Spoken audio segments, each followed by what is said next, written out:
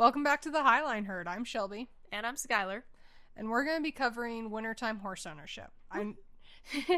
I know we're getting into springtime. We're nearing the end, but wintertime horse ownership is one of those things that's always discussed. Everybody's always looking for tips and tricks on layers and boots and gloves and blankets and troughs and mud. All of it. Yeah, everything. Yeah, obviously your wintertime prep varies from state to state. In Texas, you're probably not going to be doing quite as much prep, but we live in good old Ohio. Yep. And we are in the middle of what I call mud season right now. It is horrible. Yeah. It's that tail end of winter when everything's just slushy, mushy, gross. Yes. Your horses never stay clean. Your tack never stays clean. No matter what you do, everything's dirty from mud, muck, manure, something. Yes. And it's not a good time to clean either because it's so cold, nothing really dries. No. It just, yeah. Or at least never fully dries. Yeah, it always... And if it does dry, it's covered in, like, dirt and grime and mud. And, yeah, and then you just gotta clean it all over again. Yes. And if you don't have somewhere for your horses, if you don't have a set sacrifice lot or an indoor to stretch their legs, yeah, your horses hate it too. So, yeah, we're going to discuss wintertime horse ownership and how we cope with all of this and how does we manage, because that's all it is. Yeah, I don't think you can be successful with this. No, it's how you get through the wintertime in the most efficient way possible for your horses and for yourself, because wintertime care is a lot different than summer care. Absolutely. I know both of us, our guys stay out almost 24/7 when the weather's nice. Yes. Like daytime, nighttime, if the weather permits, our guys are out. So summertime, that's project time. Yeah. There's not a whole lot of barn chores to be done. Bring them in, feed them, make sure there's no nicks or scrapes, make sure their feet are good, send them back out. Yeah. That's summertime. Wintertime. It's a little bit of a different story. Right. You spend, 10 minutes getting all your layers on, and then you gotta trudge out there with all those layers through the mud, through the snow. Like, we recently, January, we got the most snow we have had in a long time. Yes. Yeah, we got we got a lot of snow. Yeah. 7 inches, I think. At one point. No, I think it was closer to like 9. Yeah. It was, either way, it was deep, and between throwing on all those layers and then trudging through the snow, I was exhausted by the time I got to the barn. Exactly. And then, you know, trying to shovel a path so you can open gates and doors. It was rough. Yeah, it was. And again, like, this was our first big snow in years. Yeah.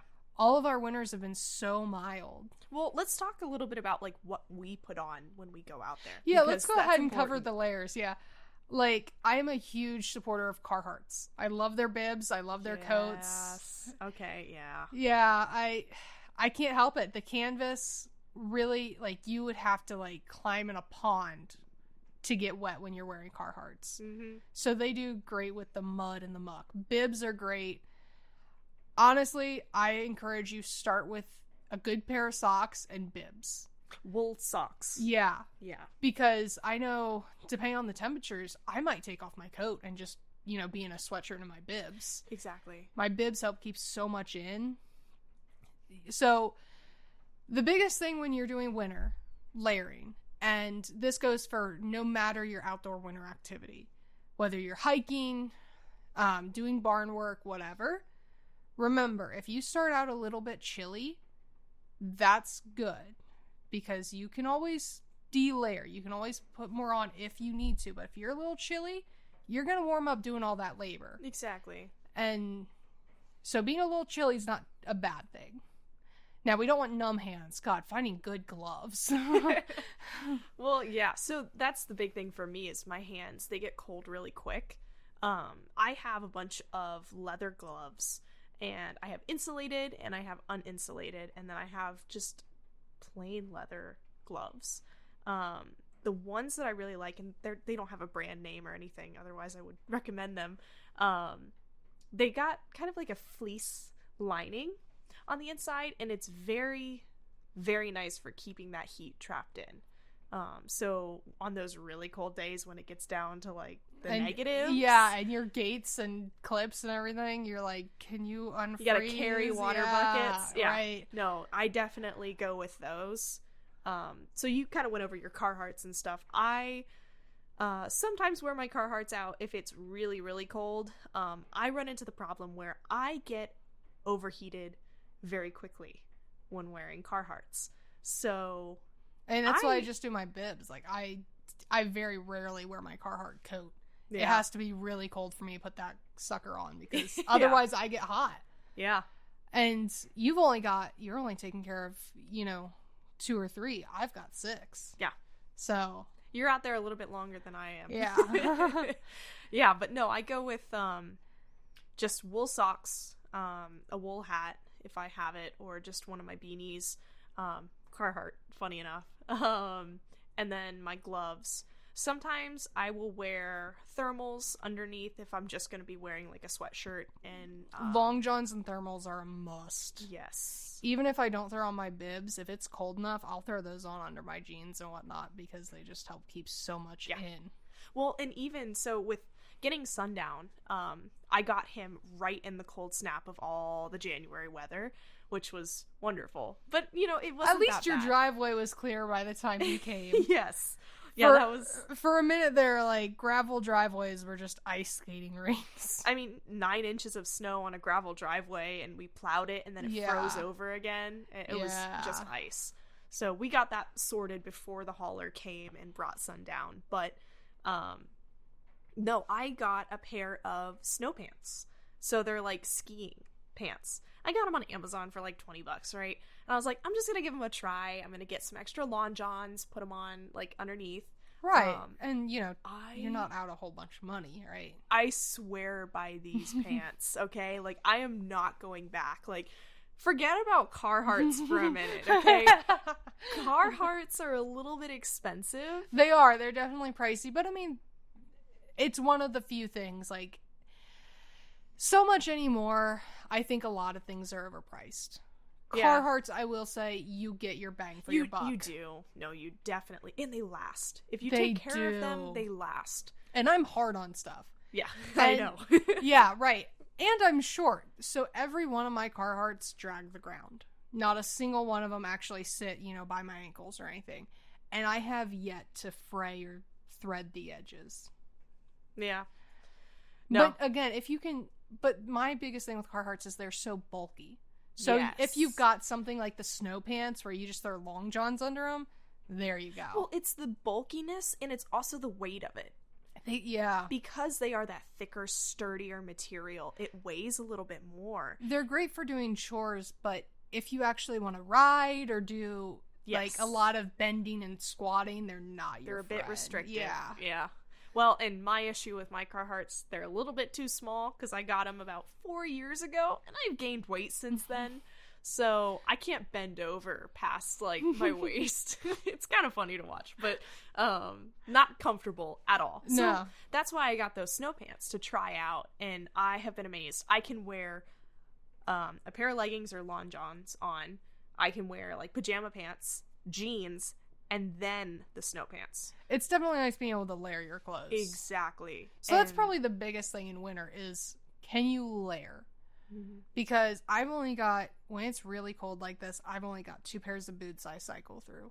Yeah, same. Right. The one is, fleece lined so they keep warm, but they're not my main choice. I usually throw on my muck boots, which are a size bigger than what I normally wear, so I can load up with socks or throw like a toe warmer or hand warmer in there with me.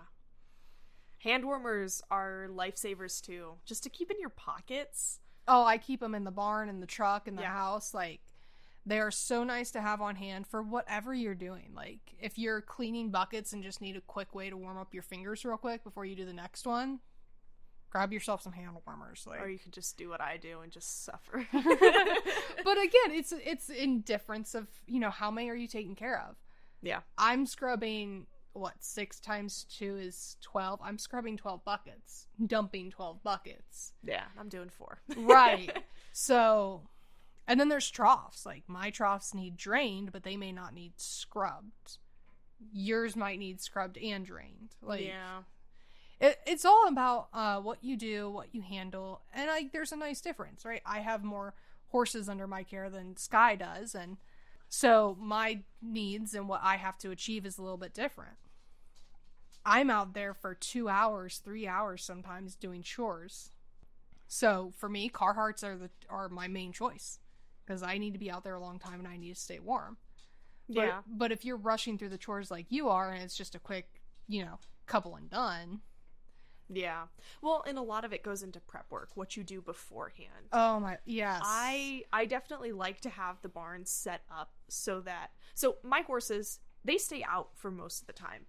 Yeah, you keep your guys out frequently. I do. And I want them to stay out as much as possible because, I want them to be a horse.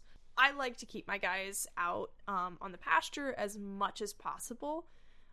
Just because, I want them to be a horse, but also because we have a mud lot and it is a dedicated pasture that can be tore up, that can be a nasty area. But it gives them enough room to stretch their legs, to still like have access to a big round bale, a big trough of water. And then what I do is I will open up the barn doors, and let them go in and out per choice because we don't have a shelter out there.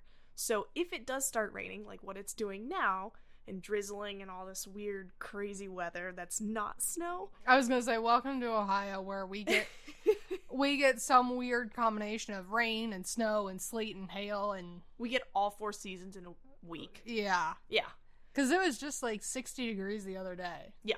And sunny and beautiful. Then we got snow last night, and now we're getting rain tonight, and then tomorrow it's going to be snowing again. Yeah. And tomorrow night it's going to dip back into the teens again. Like, yeah.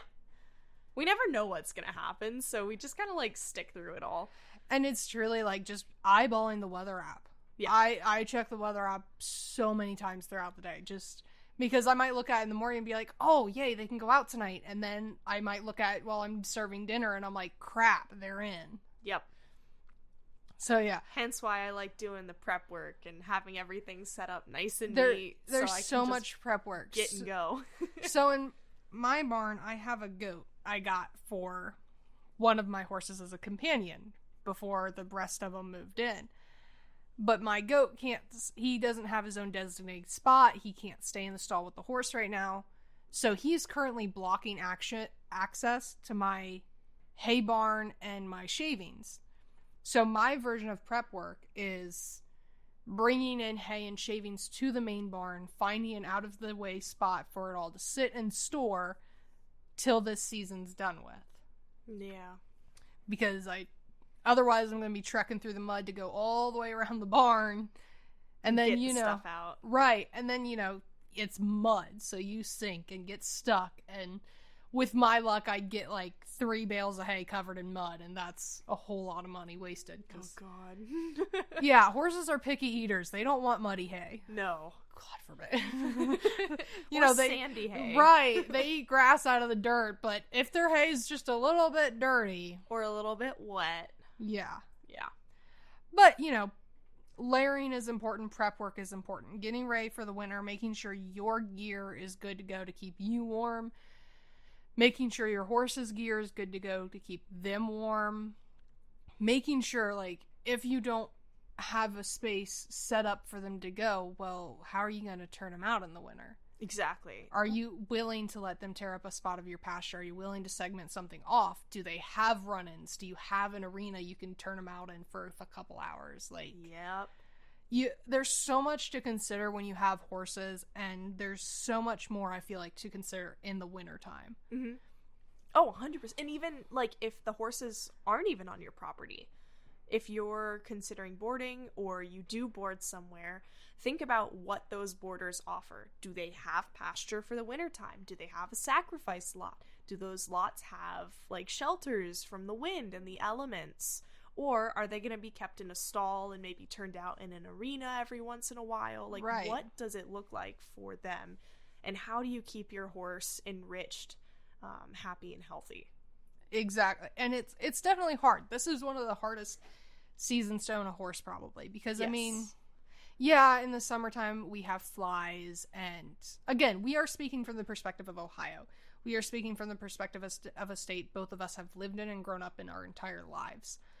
So yeah, your wintertime and summertime prep might look a little bit different somewhere else, but speaking from the perspective of a couple of Ohioans, our summers are fairly mild. We typically don't go above 90 degrees. No. Humidity is typically manageable. Like, we get horse flies. That's probably the worst biting insect we get. Bombers. Oh my god. I'm not looking for... I would rather have snow and mud than the bombers. Honestly, I think this winter has been really good to, like, help keep the population down. Yeah. Hopefully. Like, oh, last year was so bad for them, though. I mean, like, some of these... I call them bombers because they're literally... These horse flies are as big as your fist. So they're big, and they're mean. And they hurt. I was going to say, they prefer to bite horses, but they will bite people. Well, and both of us have darker horses, which is... Yes, and there are some, like... myths I disagree with. Like, white hooves are weaker. They're not. You just notice the blemishes and the damage more easily. Yes. But darker horses absolutely attract horseflies more. They attract the horseflies because they attract more body heat. And that is how the horseflies see their quote-unquote prey. Mm-hmm. So, yes. But it's interesting. So you've got your biting horseflies, but then you've also got the nasty little, like, green flies, the little deer flies. Oh no, don't. Well, so Sabine, when I got her front legs, just her fronts. This is what was odd. It was just her front legs, but it's not unusual. I've seen it usually on donkeys, but her front legs were just scabs and bleeding from all these little deer fly bites. No. And I'm gonna keep an eye on her. I might have to give her boots this summer. So I hate to, but well, I know their comfort comes first, you know? Exactly. So for Willie, in, like, the springtime, if I don't get him sprayed down at least 3 times a day, or have somebody spray him 3 times a day with fly spray, the deer flies go after his head and his ears like it's nobody's business. You don't mask him? Even masked. Yeah, his mask... this past year was it was like the thin spandex. Oh, it was like it was the Lycra masks. Yes. They serve a purpose. Fly protection is not it. Non-existent.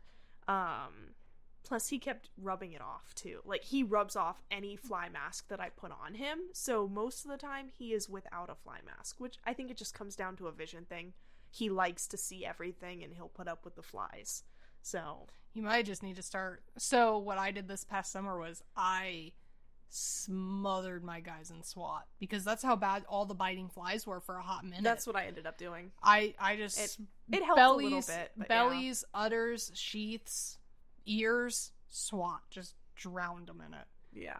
But all right. Well, we're talking about summertime. Yeah, this is still wintertime. We're still in the mud season. Yeah, focus. This is probably going to track, though. We are a little scatterbrained sometimes. Oh, definitely. So we talked about layering. Definitely how keeping yourself layered is important. Yes. We talked about, like, we kind of touched on. So let's go back into that.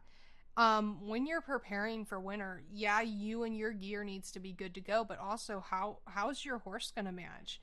Like Sky said, are they going to have a sacrifice lot, a mud lot, an arena, something to stretch their legs? Mm-hmm. 4 of my guys have runouts. That has been a lifesaver. I don't feel nearly as bad about them being in because they can still stretch their legs and roll. And yeah, if they want to be goofy, they can be a little goofy. The one does it on a regular basis, even though I wish he wouldn't. So, and when you're boarding, you have to consider too, blankets, I know, is a hot topic for horse owners, but some horses need blankets. Yeah. So, and blankets can save you money, actually, in the long run, too, on things like hay, because they reduce how much your horse is burning, which will be a whole other episode. But when you're boarding a horse somewhere, you have to consider, are they going to charge you more for blanketing? Taking them on and off, cleaning the blankets, etc. Right. Like, blanketing is a whole other piece of management you have to think about when you're going to board your horse in the winter. And when you whether you're boarding your horse or keeping him on property, how are you maintaining their water intake? Do they have bucket heaters? Do they have trough heaters? Do they have a way to keep the water spigots from freezing, the hoses from freezing? Yeah. So my winter prep has looked like we completely replaced both the heaters in my one automatic trough.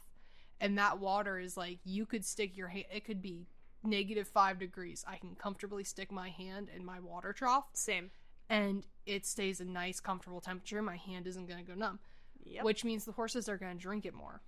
So think about it. You don't want to drink ice water when it's -5. Yeah. Neither do they. Neither do they. Well, and another key thing about wintertime horse ownership is it is a hard month for the horses. It is... And where we live with all the temperature fluctuations... Well, it's easy for them to colic. It is the most colic cases that you will see during the year. But what it is, it's almost... I guarantee you, almost all of the colics... So I will obviously look at statistics on this, but going from my past conversation with vets last year and my own personal experience with it, the main colic that happens in wintertime is impaction from not drinking enough. Yes. Which is where those water heaters and water trough heaters come into play. They are super important and super needed. They are. Like, so if you're building your own barn, take into consideration what's going to be drawn, the wattage and voltage that those heaters are going to draw. Yes. Because I am having a struggle right now. I have to choose between either having my electric fence on or my trough heaters on right now, because it's just the heaters draw that much power. Yes. And the fence draws just as much. I'm trying to keep 5 or 6 acres of pasture electrified. So there's a lot of power being drawn, and because of the barn design that I didn't design, but it is something to bear in mind, it flips the breaker every time. Yeah. So, when you're looking at, where you're boarding your horse, or the barn you're going to build, or maybe the barn you're going to buy if you're fortunate enough. Or even the one that you already have. Right. Does it have the ability to support water heaters, trough heaters, heated buckets, like whatever your poison of choice is to get your horses drinking and hydrated? Does the living space that your horse is occupying support that? Yeah. And some horses won't drink out of a heated bucket. So what's your solution for that? If your horse won't drink out of something that's been quote unquote electrified, what's your solution to keep water in them? Are you going to bring hot water from the house? Are you going to have a kettle in the barn to heat water for them? Like I said, I had a small experience last year, and I talked to the vets about it, and they were like, this is what we see almost every year, this time of year exactly, is impaction colic after impaction colic.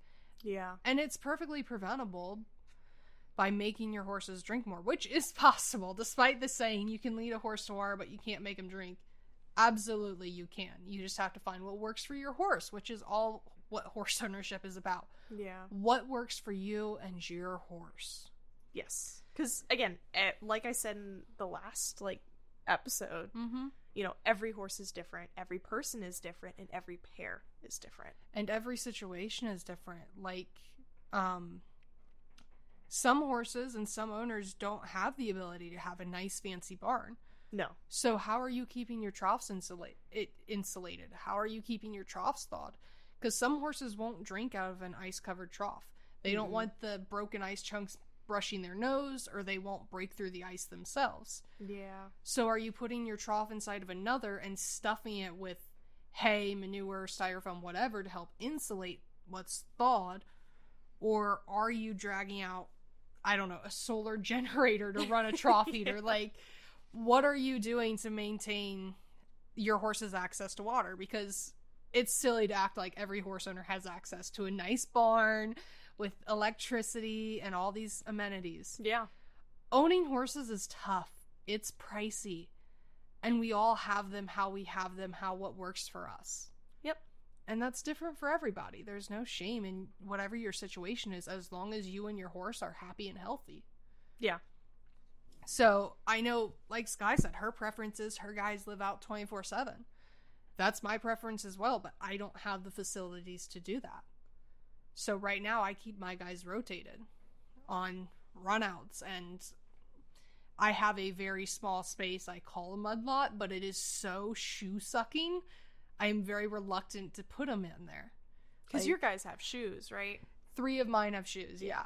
And one of them has very expensive shoes that I'm not willing to chance. So I'm very... And even injuries. Yeah. That shoe-sucking mud can cause injuries. Pulled tendons. Exactly. Yeah. Suspensory injuries. Like, there's... That's a whole other thing. So... You know, we talked on layering yourself. We talked on having your gear ready. We talked on how are you maintaining your horse's water intake. But how are you preventing injuries, too? Because you can't turn out willy-nilly in the winter. No. You have to take into account that, you know, the snow is going to hide the train. If there's a hole, your horse may not see it. Yes. If there's an ice patch, think like when you're driving black ice. Think about that in the fields for your horses. Or even the horses slipping on ice, too. That's what happen. I mean. Like, yeah. Horses, like, they're fresher in this wintertime. Yes. You know, it gets cold, they get spunky, they get bucky, they want to run they and got the fart. zoomies. Yeah. So you have to take into account, what does your field look like? Is there mud that's going to injure them and get them stuck? Is there ice that they're going to slip on and hurt themselves? Is there ice that's going to break and cut them? Mm-hmm. Because, I mean, reality of owning horses is you could have, you know, $1 million facility, you know, with padded rooms and bubble wrap for everybody, and they'd still find a way. It doesn't matter, yeah. Yeah, all we can do is limit it and be aware. Yes. So wintertime is a lot of prep. It's a lot of prep for yourself. It's a lot of prep for your horse. It's a lot of, you know, just eagle-eyeing everything. How much are you drinking? How much are you eating? Are you cold? Are you not cold? Are you too hot? Like, if you're a big proponent of blankets, or if you have a horse... Or if you have a horse that has Cushing's and doesn't shed out. Oh, yeah. Some of those guys get sweaty even in January. Well, an easy keepers, is your horse an easy keeper? Are they harder keeper? That'll all dictate how you go into the winter as well. Yes. Because food intake, hay intake is also different. I know my guys, personally, they are eating way more. But that's also because they're outside. And for the most part, they're without blankets because they have such a thick winter coat that keeps them warm. That's another piece, like, that you have to consider, too. Your expenses in the wintertime are going to go up. Mm-hmm. It's not just your electric bill. You're going to be paying more in hay and shavings. If your horses have a tendency to pull shoes in the mud, you'll be paying your farrier more to come out and put those back on. Yeah. Or you'll be paying for new shoes if they lose the shoe in the field. Like, I've got one that just Houdini's her shoes into the oblivion. Like, we never find them, so we've got to pay for new shoes. So, yeah, there's so much to consider. And then, you know, on the topic of shoes, ice balls. Yes. So, ice balls are a big thing, and if you're not familiar with snow and ice, it's basically in the bottom of the horse's foot. A bunch of ice gets compacted in there, and it is almost impossible to remove. I know you were talking about how you just take a hammer to it. So I've done some looking on this because, again, most of my guys wear shoes. So I did some looking, and there's ways to prevent snowball buildup. You can spray their foot with WD-40, pack it with Vaseline, put in snow pads.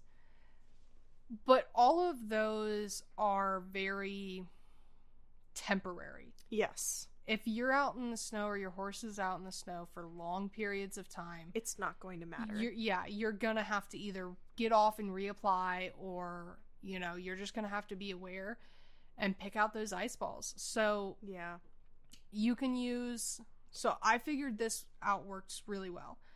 Skylar has several solid metal hoof picks, so it's one continuous piece of metal. Yes, I highly recommend at least having one of those in your barn. They're very handy, not only just for picking like stuff out of the feet, but for other uses as well. If you need it, like, to pry a nail out of something, or you need to fix something, like, use it as a hammer. Yeah, my only thing with the solid metal hoof picks is the lever, because they're smaller, they fit perfectly in your hand. They're great little things to have like in a saddle bag. Yes.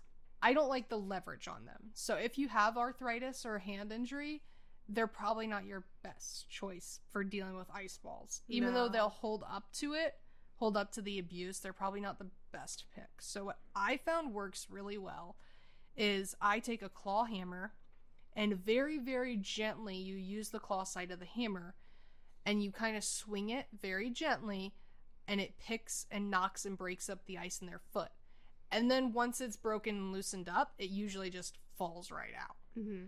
But you have to be gentle with it because horses are a little shockier in the wintertime. Yeah. Just like we are. Our feet are more tender. You know, you hop off your horse and you're like, oh, I need a minute. Oh, God, the worst pain imaginable. Yeah.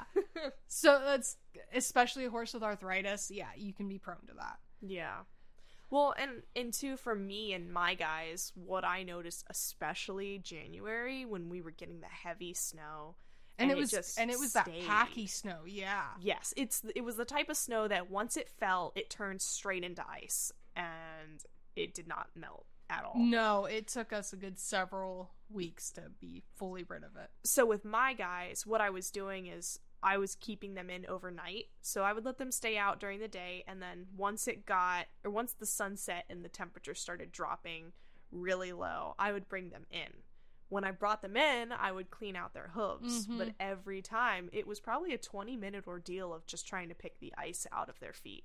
And then, you know, if you are boarding your horse, you have to ask yourself, is the boarding facility doing that? Are they cleaning out their feet? Are they making sure there's no injuries? Because a horse can absolutely injure themselves on those snowballs. Oh, yeah.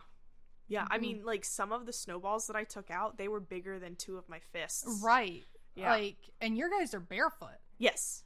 Yeah. And, you know, barefoot horses getting snowballs is pretty uncommon. It has to be, like, the perfect kind of snow. And it was. Yeah, it was bad. It was rough. But it's just another thing to consider, and we bring it up because we experienced it for the first time and had to deal with it. So. Right, like both of us said, our winters have been so mild up until this year. Yes.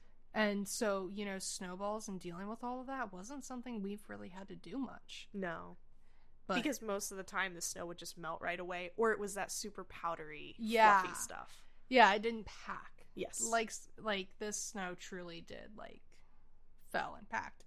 So yeah, there's a lot that goes into winter horse ownership, and both of us know this episode was more based around our experiences, but honestly, I have found personally there's not a lot out there to help educate you how to get through the winter.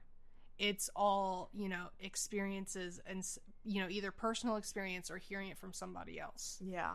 So, I mean, definitely, like, this is all just stuff you have to think about, you know, there's so much that goes into horse ownership as is, but every season holds its own challenges. Exactly.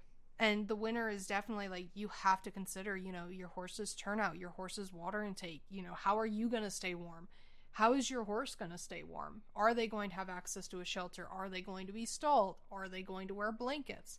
Because I know my guys are all fairly fuzzy, but I'll blanket, you know, if it drops below a certain temp, or if I know if I plan on turning out, but it's like 40-mile-per-hour winds, I'll blanket just to give them an extra barrier against it. Because, like, again, their calorie intake already increases in the winter.